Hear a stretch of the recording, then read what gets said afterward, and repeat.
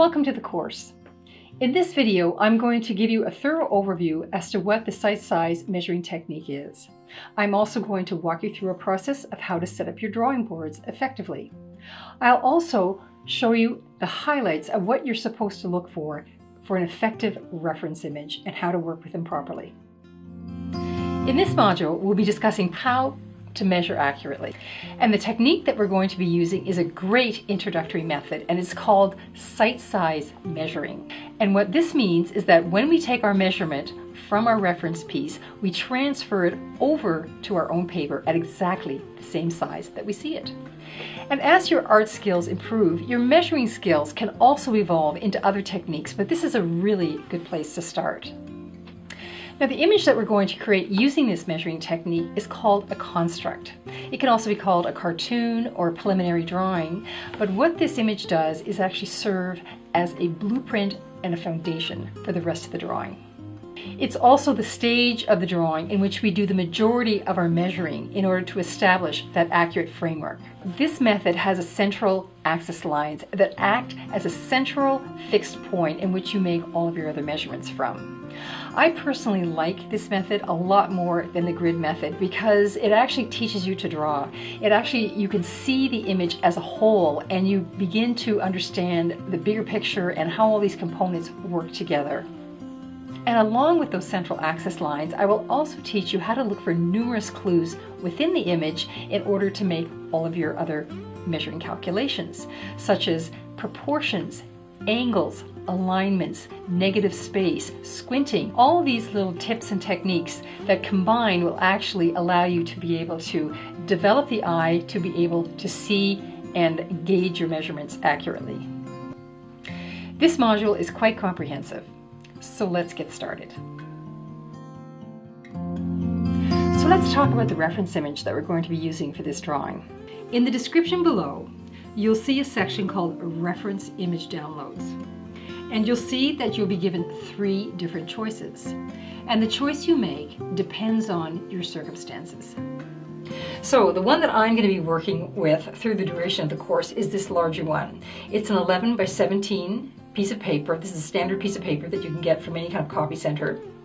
And I just like it because it's a bigger size. It's a comfortable size for me to work at. Also be aware that working slightly larger than this, basically it's a little easier. So depending on what you're starting with, it's easier to measure and get accuracy with a larger picture than it is with a smaller picture. Some people that I've worked with, they're a little limited in space, or they don't want to buy big pads of paper, and so they basically want to use what they have, and so they prefer to work a smaller size, which is an 8.5 by 11 regular standard sheet. And the third one you'll see here is basically done on a home printer. And the reason I provided that is to allow for people that don't have access to a copy center. So these first 2 were done at a copy center. I live in Canada, and therefore a Staples is the standard sort of a business copy center chain that's around. You can find them in just about any town, and so I just go up to Staples, but depending on where you live, any copy center will have the materials to print these ones. But not everybody has that option, so I've just simply provided another file that you can just simply print off in a home printer. So I'll explain the difference between these and this one, and from there you can make the choice that's right for you. So when you go to the copy center for these 2 versions, you'll notice on the piece there's an instruction right at the very top there and at the bottom of this one. And what it's telling you is what you have to tell the printer when you go in to get this print done. And what you need to do is ask for a very specific kind of paper done on a very specific kind of printer. It's a cardstock, it's a cover stock. This one here is just regular paper that you get in a home printer. So this one, which is a cardstock, you'll notice with the sheen on it, it means that the paper is slightly coated. And what that does is it means that the ink isn't going to be absorbed into the paper quite as much. Regular paper that's like this is quite porous. So what makes these 2 images different from this one is fundamentally the paper that it's printed on. So if you look, this paper you see has a bit of a sheen to it, and it's also like a cover stock. It's like a card stock. It's thicker, it's heavier, and it's more durable. And also, because it's slightly coated, it means that it takes the ink differently. When you have an image like this one, which is really heavy and dark, and there's a lot of ink that's going to go on there, regular paper is quite porous. And as a result, it has a tendency to absorb that ink quite a bit. If you were to print an image like this out on regular paper, it would come out really, really dark and oversaturated. It wouldn't look like the file. It would come out like 2 or 3 shades darker than what your original file looked like. If you print on a coated stock like this, you can pretty much match your image. So it ends up giving you a lot more quality control in terms of the kind of image you want. So that's why you want to go to a copy center and ask specifically for 80-pound cover stock, and it needs to be printed on a color printer in grayscale mode. If I end up printing it on a black and white printer, it tends to be a more sort of crude kind of printing. And also a lot of these subtle nuances in here and here and, you know, all these areas that are really important to us as artists, they had a tendency to lose a lot of that detail, and they had a tendency to either go too light or too dark. Like a lot of the subtle nuances just disappeared on the black and white printer. So when I switched over to a color printer, I noticed it retained a lot of these nuances, the subtle gradations and little details of tonality in the areas which are things that we're very interested in. It managed to retain them on the color printer, but it has to be set to grayscale mode. I noticed that when I took a black and white image and just had them printed on a color printer, the black had ended up with a reddish tone to it, and it was they just couldn't eliminate it. So if they set it to the grayscale, I ended up getting the neutral gray that I wanted. So when you go to the printer to get your printouts done, make sure you pay close attention to the instructions that are on your image. Take your image to the copy center, work with them at the counter. My experience is basically that they're usually pretty good at this. They usually have the image on the computer there in front of you, and then they'll go off and they'll do that. And if it doesn't work out, they'll tweak it for you. They're usually pretty good at that. So you're going to be looking at what's on the computer, and you're going to be looking at what's on the paper. Make sure that they're close, and then just keep working with them until you get the printout that you want.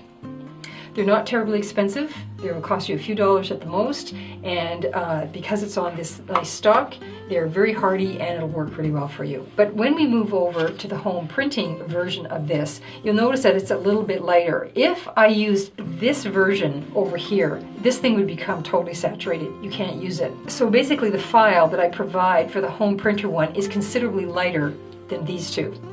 So make sure if you're doing it on a home printer, you choose the home printer file to work with. And from there, you just simply print it out. And also, I have put here that print on a light setting or it will probably come out too dark. So if you have the ability to lower the contrast or lighten your image, try lightening it and you'll probably find that you'll get the desired effect that you want. If it becomes too dark, it's the same thing. You'll end up losing a lot of subtle nuances. However, if you end up using this one, or you're having trouble with this one, there is a fix for that. I always have a printout that I work from, but quite often I'll also have a digital image that I'm using nearby as well. You can either use a tablet or a laptop, but certainly the digital image is the one you want to pay close attention to in terms of giving you the detail. And particularly here for the home printing one, a lot of these subtle nuances here that you'll see in these areas, you lose a lot of that detail. They're just not meant to be printed like that. They're not high quality printers. It's mostly for type and stuff.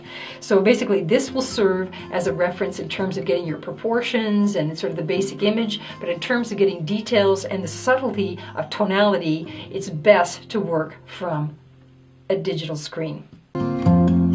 So now that we have our board, our materials, and our printout ready, we're going to begin by setting up our board to do our preliminary drawing or our construct. I've done a board setup for both sizes, the larger 11 by 17 printout, or if you choose to do the smaller 8.5 by 11, please fast forward this video to the time marker that's indicated below. So what I have for this stage of the process is I have my drawing board right here. It's probably about 2 by 3 feet. It's a kind of a regular art store drawing board. I have it that size because the size that I'm choosing to work at is the 11 by 17 size, so I need a slightly bigger drawing board. I have my low-tack masking tape. I've got an HB pencil. I've got a little Sharpie marker, a fine tip Sharpie marker. You can also use a ballpoint pen in order to do that. And I've got my ruler. So we're going to begin setting this whole board up. So the first thing I'm going to do is just take my reference piece and situate it sort of, you know, on the board so that it's in a comfortable position. Then what I'm going to do is I'm going to make sure that it's very carefully aligned with this whole environment. So I'm going to measure. So I'm going right from the edge of the board. So I measure out from the edge of the board so that I can create a vertical line going straight up my drawing board. That way I can attach and align my reference image so that it's straight and it's square. Then what I'm going to do here on this reference image, I'm going to create an axis point or a crosshair. And I'm going to create this in order to give myself a sort of a ground zero or a central part in which to do all my measuring from. And when I'm doing a portrait, a face, what I generally look for is an obvious central point to work from. And almost in every case, it's usually, you know, the face is somewhat skewed. It's very rarely that we have a face that's kind of looks like a driver's license, dead on, completely perpendicular. And quite often, there's usually just one dominant eye that's in the face. And that's where I like to start because that's generally considered, you know, that's the center point of focus. So I like to always put my axis point around this center eye. So what I'm going to do is I'm going to measure from the edge of my paper right to the corner of the eye. Just like I did with the edge of my board, I measure out from the side of my paper and create 2 fixed points. That way I can measure up through my image and create a vertical line right at the edge of the eye. So what I'm going to do is I'm going to choose, I could choose either the bottom of the eyeball itself or I could choose the bottom of the eyelid below it. And what I'm going to do is choose the bottom of the eyelid. The same thing, I'm going to measure down right from the tip of the paper down to where that is, and that is exactly.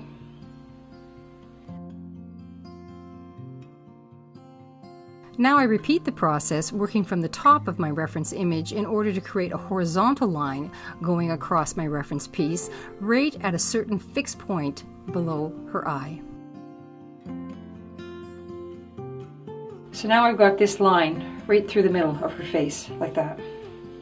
Then I'm going to take a piece of my sketch paper, my 50-pound sketch paper, and I'm just going to line it up. I then attach my sketch paper to my drawing board and line it up directly beside my reference image. I can then take my ruler and extend the horizontal line I have through my image right over onto my sketch paper. Then again, I just simply measure out from the edge of my paper in order to create my vertical line, just like I did in my reference image.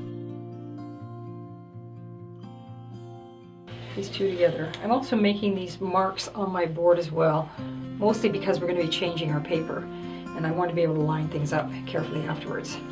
So, now I'm left with a crosshair that lines up with the crosshair on my reference material, and they're side by side, and this is what I want. I need to be able to measure from here and transfer it over to this side, and this is what we're going to be doing. But this is actually called sight size measuring. So what we're going to be taking is a measurement here and transplanting it over there. So this is why we need to have our paper nicely aligned, nice and even, and everything right next to each other. Please fast forward to the time marker indicated below in order to finish the lesson. Okay, so this is the setup for the slightly smaller piece, which is an 8.5 by 11, and I'm using a slightly smaller board here. I don't need the big one that's 2 by 3 feet. This is a 2 by 2 foot piece of hardboard that I got from the local Home Depot or building supply store. They're usually pre-cut and they're pretty cheap. So but make sure you get the 1/4 inch, which is very stiff. It's a board. I've seen students coming quite often with a piece of the 1/8 inch very thin stuff, and it doesn't work. It's too wobbly. It's almost like a piece of cardboard, and you're working on it, and it's wobbling back and forth, so you don't want that. I've got my board, I've got my low-tack masking tape, I've got my reference image, I've got my piece of paper, my 50-pound sketch paper, I've got my ruler, my HB pencil, and I've also got a fine tip Sharpie marker or a ballpoint pen work just as well. So I measure out from the edge of the board so that I can create a vertical line going straight up my drawing board. That way I can attach and align my reference image so that it's straight and it's square. Then I want to establish an axis line right through sort of the center of her face. But I don't want to go like dead center with her face there. What I'm looking for is a center sort of point of focus. And most faces, when we do them, are tilted or skewed in some way, and there's usually a dominant eye in the face, and that's always going to be pretty much the center of attention.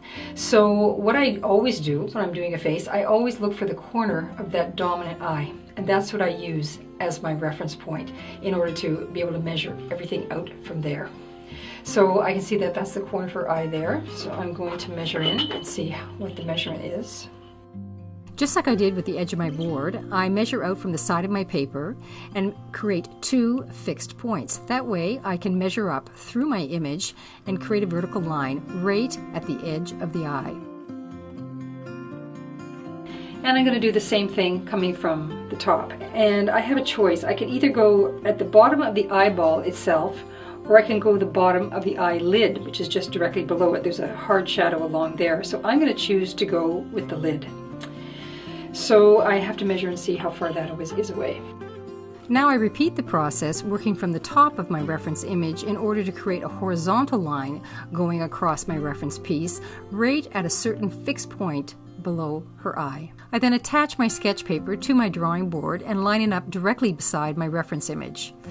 I can then take my ruler and extend the horizontal line I have through my image right over onto my sketch paper. Then again, I just simply measure out from the edge of my paper in order to create my vertical line, just like I did in my reference image. That's it. I've got my axis point on both sides, and this allows me to measure from here to here accurately. And what we're going to be doing is called sight size measuring. So it doesn't really matter what size you're working at, the large or the small. The process is going to be exactly the same. Mostly because when you're measuring, this is called sight size, meaning that it's basically exactly the way you see it. And this is why you need to be careful and make everything nice and straight and perpendicular in order to achieve that accuracy right there. So this axis line, what it does, it provides us with an anchor point in which to make all of our measurements from. It's the central point that never moves. And basically, this is called an XY axis, and it's very similar to if you think of a map. So they start from a fixed point in order to make any calculations in terms of direction. And that's what we're doing as well. And when you work in cartography or you work on a computer of any kind, this is what they call the XY axis. We can call it just an axis point. And this is basically a solid introduction into how to accurately measure your images. So now that you've seen how the board is supposed to be set up, go ahead, get your reference image printed out, and set your board up so that we're ready to start drawing the construct. You now have a solid understanding as to what the sight size measuring technique is, as well as how to effectively set up your drawing boards and work with your reference images. In the next video, we're going to dive into a practical application of exactly how the sight size measuring technique is done. We're also going to go over a few essential tools that will make your practice a lot easier and a few tips on how to use them effectively. If you're interested in more advanced techniques and would like to develop the skills to create beautiful and realistic portraits, you can. Simply go to my Patreon site and find out how. Thanks very much for watching, and we'll see you in the next video.